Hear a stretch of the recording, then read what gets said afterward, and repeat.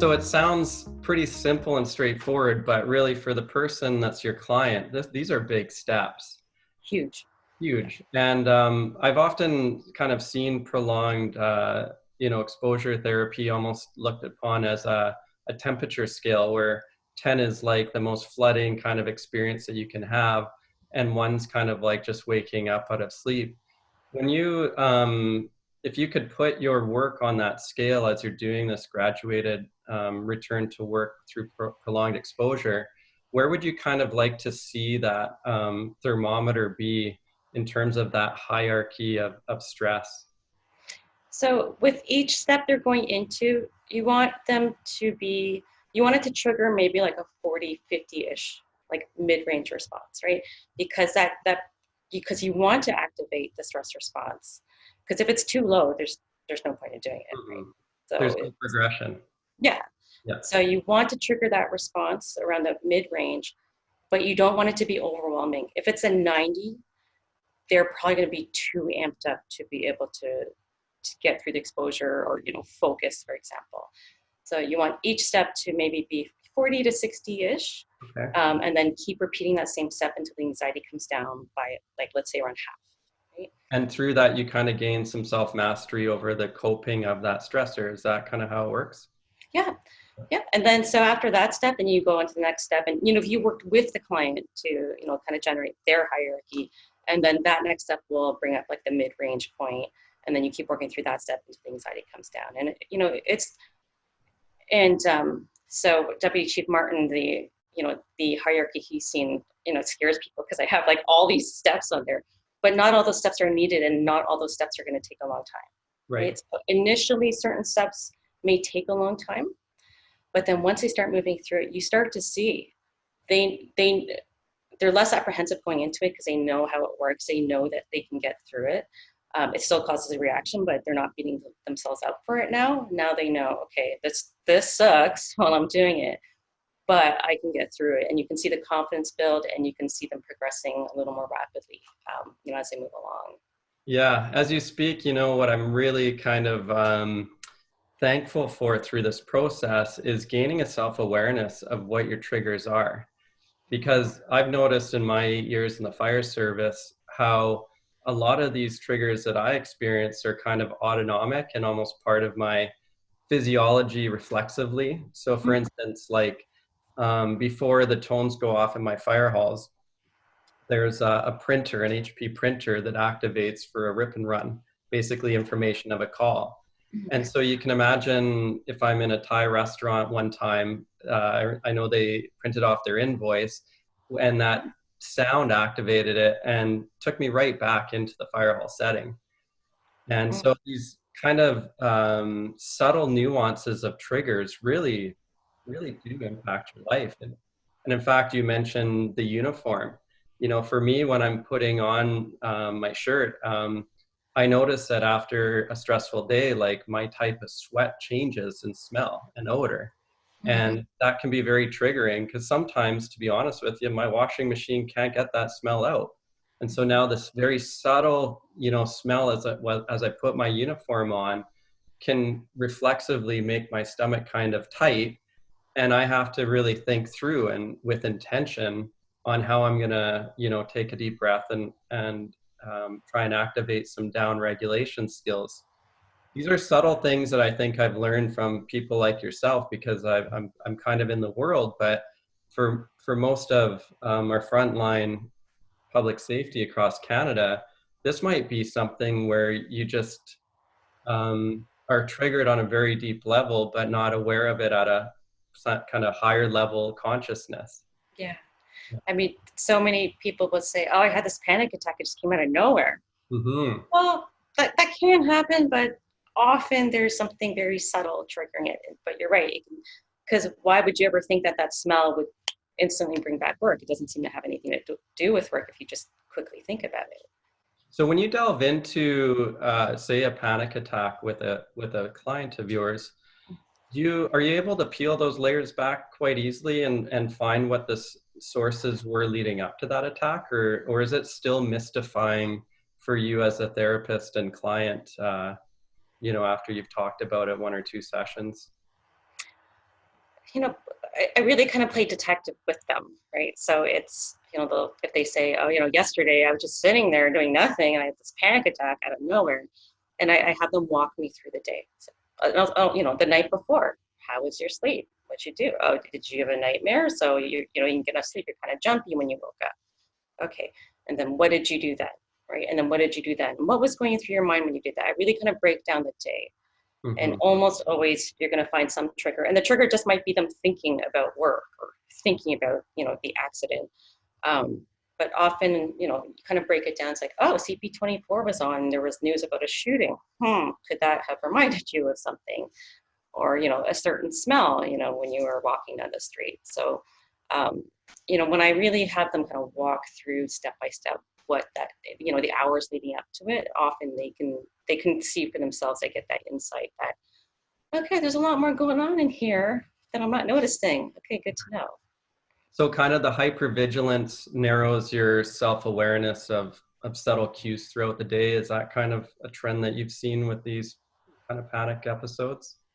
Certainly hypervigilance, but even just, lack of awareness, Hmm. right? So like you were saying, like that smell just might instantly, make you think of work. And why would you ever realize that, right? If you're just kind of sitting around and you don't realize this smell is triggering me to think of work, right? Hmm. So certainly hypervigilance is going to, prevent any of us when we're in that fight, flight, freeze mode to really be able to think through logically, some of what's been going on around us. But also, I think we're just not aware. Like you were saying, the thousands and thousands of words that go through our minds in a day, we can't possibly be aware of every single one of those.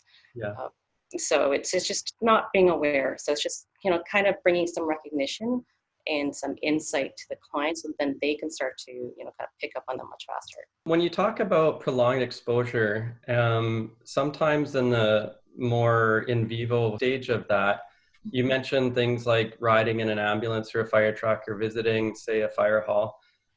So that's pretty tricky from an organizational standpoint because you're really balancing the need of the privacy of the client with the organization and perhaps the skepticism that your client might have about trust around others and particularly maybe administrative staff. So can you maybe just shed some light on some advice that you could give, labor leadership and exempt or administrative staff in terms of how to help psychologists like yourself incorporate that in vivo stage of prolonged exposure therapy for the benefit of that client's return to work? Yeah, it's definitely tricky. Depending on the size of the service, some things that are doable in a large service may not be doable in a small rural service where everyone knows each other. So it definitely depends. But so this is where my creative side really gets to come out, because you really try to work individually with the client and workers' comp and the employer whenever possible in terms of, okay, what is possible. So here's one example: Toronto paramedics. They've come a really long way in terms of the gradual approach and gradual exposure to things. They've come a really long way in the last few years. So what they do is anyone who's been, not anyone, but most people have been off for whatever reason, whether it's a physical injury, whether it's a parental leave. Um, Most people, if they've been off for a while, should not just jump back, into a 12-hour shift on the road. So, often they're going to go through this graduated process. It may be accelerated, but they still go through this process. So I know, for example, Toronto Fire, they have the hubs where a lot of the ambulances are kept and swapped out. So some of their modified work might involve just driving around the ambulances. As they, getting closer, when they're at full-time hours, they have what's called reintegration consultants. And so that's just someone who will take the individual out to calls so they can pick which calls they go to. Obviously not, interfere with the scene, but they can go and just kind of get those gradual exposures. And then when the person's, almost ready to return to the road, then they can start to ride up as a third on an ambulance. So there was a lot of, creativity and I bet. a lot of trying to work with the organization to kind of get to those kinds of steps. But so now they kind of have this going, and people just see it as routine, right? Hmm. Oh, I'm coming back from mat leave. I got to go to the hub, and I got to go on these ride outs, and so it's seen as normal, right? It's just part of the process. Um, so I mean, that's just one example where it's really worked. Others, I might work. Obviously the client gives me consent, but they'll allow me to speak to their immediate captain or their immediate district chief, for example, to try to kind of play around a bit in terms of what can we offer at least at the station. Um, and so that might not be feasible for all the other firefighters and all the other stations, but it's trying to get creative wherever we can. It was very hard for many years, but I've seen services, at least individuals in many services, getting more flexible. Nice. Well, we have a network of 400 occupationally aware clinicians that we call them. And this is a really high level skill that you speak of, because it involves quite a bit of flexibility, and you use the term creativity on behalf of the therapist or occupational therapist to navigate these multiple layers of organizational demands, while being client-centered at the same time, and also providing your services sometimes in public, because you got to do this prolonged exposure.